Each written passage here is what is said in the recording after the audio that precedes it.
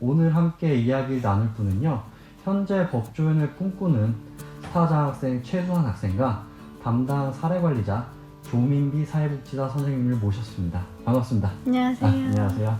네, 먼저 자기소개 한번 부탁드릴게요. 수환 학생 먼저. 안녕하세요. 저는 두드림스타 장학생 최수환입니다.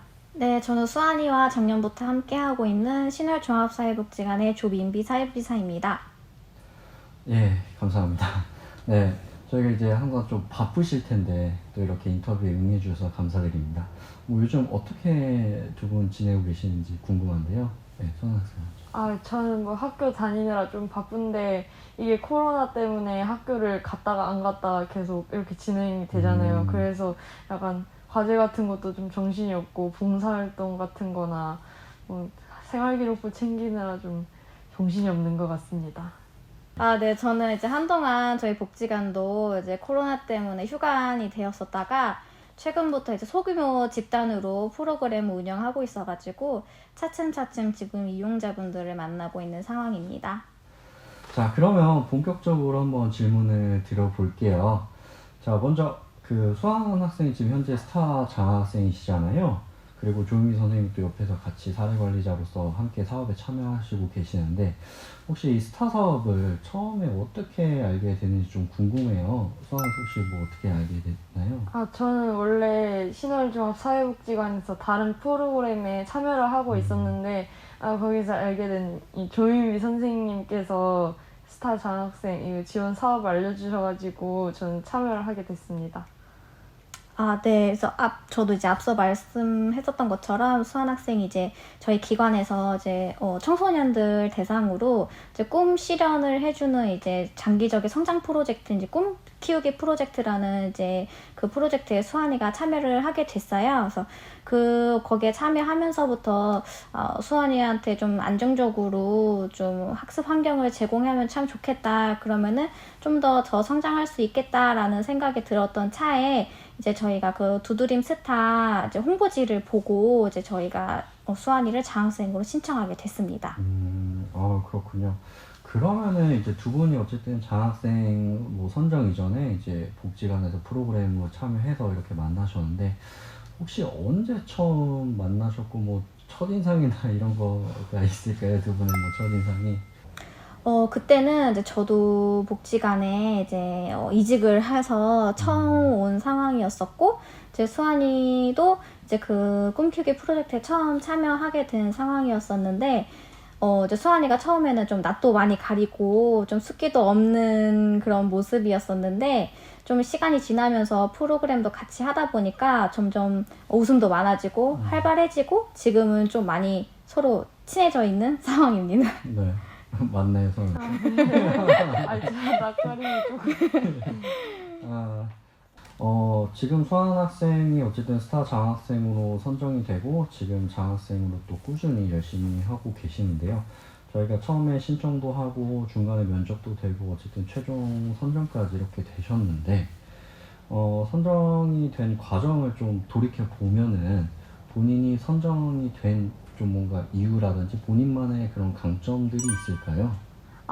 제가 생각하는 제 강점은 제가 생각하는 바를 남에게 정확하게 전달한다는 것인데요. 일단 제가 설계한 진로와 제 목표를 면접 당시에도 명확하게 전달했던 점이 좋게 받아들여져서 제가 두드림스타 장학생으로 선정될 수 있었던 것 같습니다. 네. 맞죠. 네, 사실 스타 장학생은 또 이제 꿈이 명확하고 또 명확한 꿈을 위해서 좀 달려나가는 그런 분들이 좀 선정이 되곤 하는데요.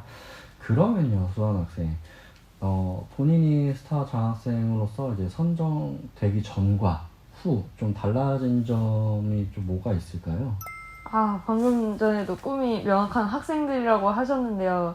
그 꿈이 명확한 다음에 그 꿈을 이루려면 그 꿈을 이루는 과정이 어떻게 이루어져야 되는지 그것마저도 명확하게 알고 있어야 되는 거잖아요. 네, 그렇죠. 네, 그런데 그 전에는 그냥 막연하게 이 꿈을 꾸고 법조인이 되고 싶다라는 생각만 했었는데 두드림스타 장학생 이 프로그램에서 여러 가지 컨설팅도 하고 많이 소통을 하다 보니까 제가 어떻게 이 꿈을 이루어 나가야 할지도 그 길이 좀 명확하게 보이는 게 달라진 점인 것 같습니다. 되게 좋은 답변 감사합니다. 또 이렇게 또 달라졌군요. 스타가 그러면 좋은 영향을 좀 미쳤다고 저는 생각을 해요. 그러면 수한 학생 같은 경우 이제 공부를 할 때 네. 혹시 자신만의 공부 방법이라고 해야 되나? 뭐 그런 뭐 노하우? 뭐 그런 게 있을까요?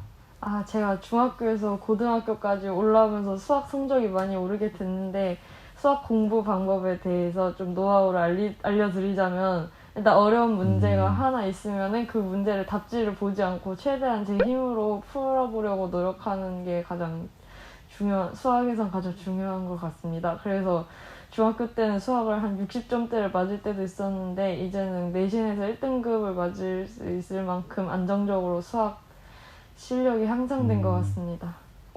대단합니다. 지금도 계속 그렇게 하고 계시고요. 그런데요. 네. 그 답지를 계속 안 보다가 한 2-3시간 걸릴 때도 있거든요. 그러면은 네. 그냥 답지를 봐야죠. 네, 알겠습니다. 감사합니다.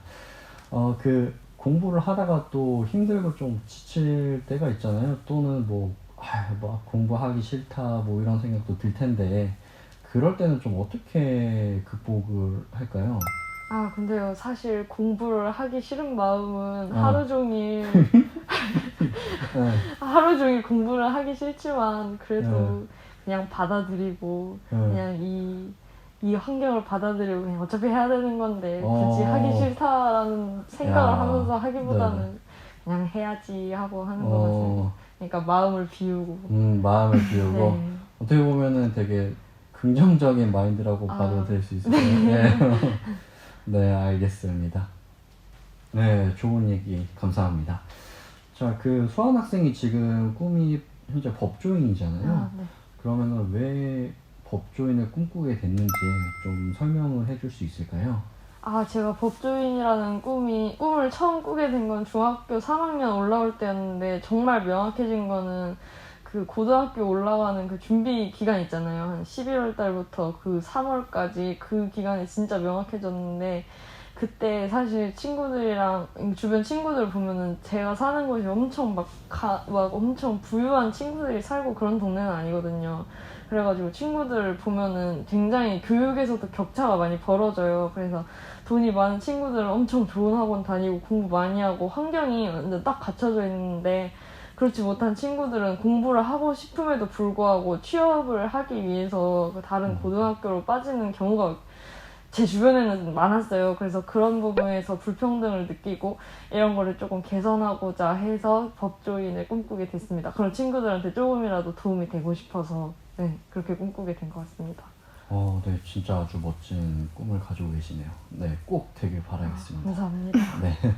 사실 수한 학생이 지금 본인의 꿈을 위해서 뭐 노력도 하고 있지만 제가 생각했을 때는 옆에서 또 지지해 주시는 또 사례관리자 선생님의 역할도 좀 중요하다고 생각을 해요.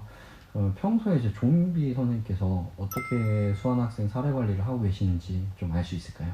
앞에서 수환이가 직접 얘기했던 것처럼 수환이는 혼자서 이제 계획도 스스로 하고 할 일도 착실하게 하고 있는 편이라 제가 옆에서 이제 뭐 하나부터 열까지 챙겨줄 필요가 없을 정도로 너무 잘하고 있는 친구예요.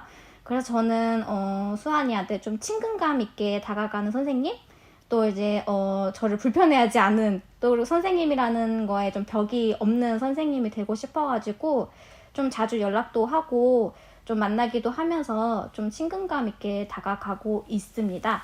그래서 이제 뭐 수환이가 학교에서 성적이나 이런 걸로 힘들어 할 때는 제가 옆에서 좀 응원도 해주고 지지도 해주고 하다가 또 기쁜 일 있으면은 같이 기쁜 것도 나누고 또 힘들어 할 때는 저한테 의지할 수 있도록 좀 저는 친근감 있게 다가가는 사례관리자가 되려고 또 노력하고 있습니다. 네, 좋은 말씀 감사합니다.